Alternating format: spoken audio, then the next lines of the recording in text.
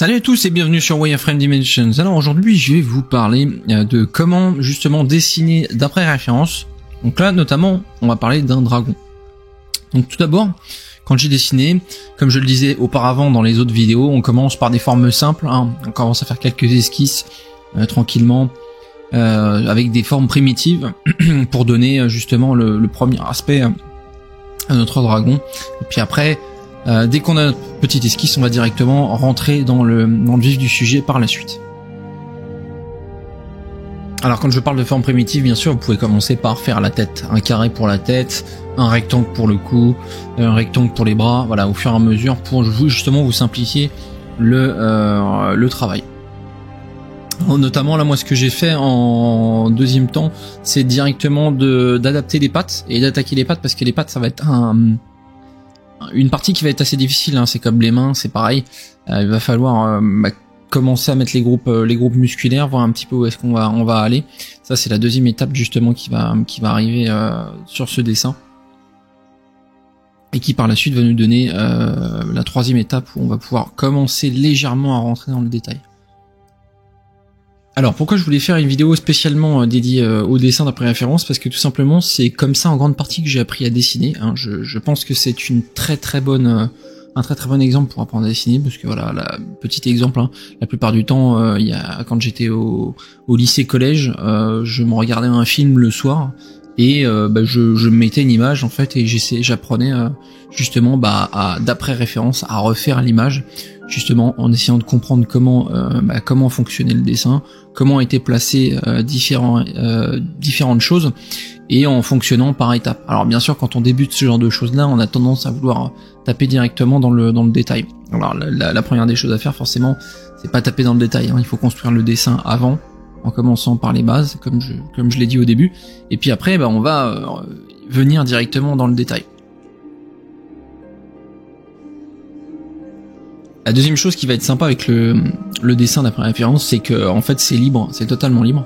C'est vous qui choisissez en fait l'image que vous allez prendre directement pour dessiner, hein. Tout est relatif, hein, bien sûr, mais voilà, vous allez pouvoir choisir réellement ce dont vous avez envie de dessiner, parce que quand on a envie de dessiner, forcément il faut quelque chose qui nous plaise, hein, parce que sinon on prend pas plaisir forcément à dessiner.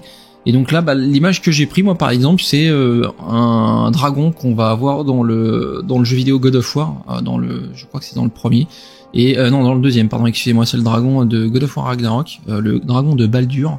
Et j'ai pris donc du coup un concept art 3D qu'on va avoir d'après le studio, et du coup je me suis fait un peu la main dessus pour justement faire la vidéo. Alors après au niveau du dessin d'après référence, hein, vous allez avoir différentes personnes qui vont faire différentes choses, hein. Alors, vous aurez des personnes qui vont dessiner vraiment en détail le modèle et vraiment pousser le truc à fond. Alors ça c'est des gens voilà qui veulent vraiment faire travailler le détail, le placement et tout ça, pour avoir une belle pièce. Ça c'est très bien aussi. Et vous avez des personnes qui vont être peut-être un peu plus techniques, dans le sens où je dirais technique, c'est-à-dire que c'est des gens qui vont chercher une référence et vraiment faire une suggestion en fait de forme globale par exemple de notre dragon, dans l'esquisse, dans la forme des cuisses, des jambes, et en étant le plus rapide possible pour pouvoir justement proposer quelque chose de rapide, que ce soit en concept ou d'autres choses de ce type.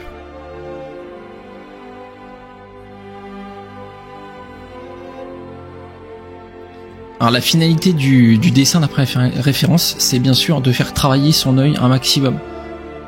Parce qu'au final, c'est pas la main qui va faire le plus beau dessin, c'est votre œil et votre cerveau qui va vous permettre justement d'aller pousser au maximum un dessin et de rentrer dans des détails que, par exemple, si vous n'aviez pas fait, si on dit que voilà, par exemple vous avez fait 1 an de dessin, auparavant vous n'auriez pas forcément vu ces petites choses que, comme dans un roman, des fois vous allez pouvoir lire entre les lignes. Là c'est à peu près la même chose.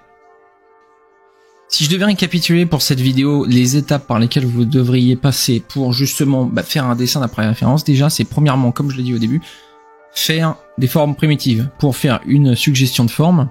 La deuxième chose, c'est rentrer un peu plus dans le détail, dans la forme globale, pour esquisser justement, que ce soit, si je prends l'exemple sur mon dragon, le cou, la tête, pour qu'elle soit un peu plus définie.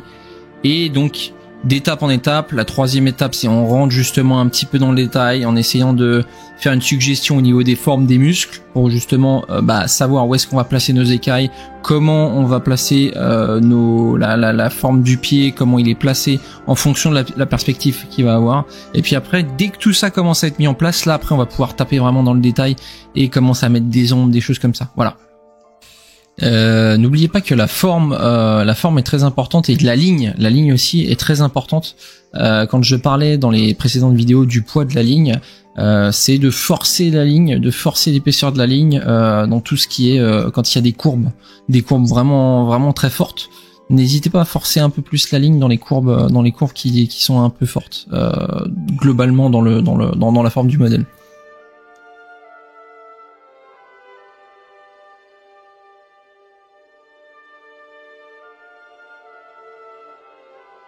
Alors il y a autre chose que je voudrais aborder avec vous, justement, parce que ça fait très longtemps que j'ai pas fait de vidéo sur le dessin, et que je vois souvent chez les personnes qui commencent, qui débutent en dessin et qui sont avec d'autres personnes. Ne vous comparez pas aux autres, vraiment.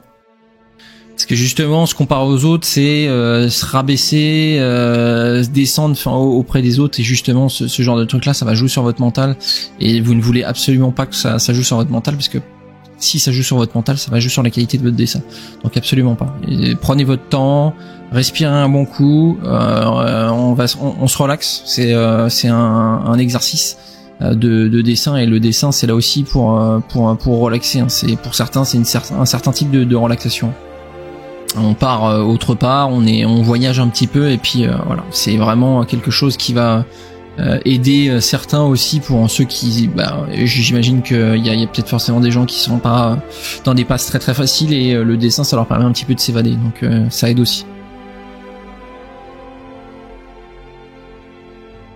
Voilà, alors je tiens à m'excuser aussi parce que ça fait un petit moment que j'étais pas là, et j'essaie de faire l'équivalent entre les deux types de vidéos, que je fasse de la 3D en ZBrush, sculpture, et du dessin. Ça fait très longtemps que j'avais pas fait de vidéo dessin, donc je vais en refaire, hein. Sachez que cette fois-ci c'est bon, je suis de retour.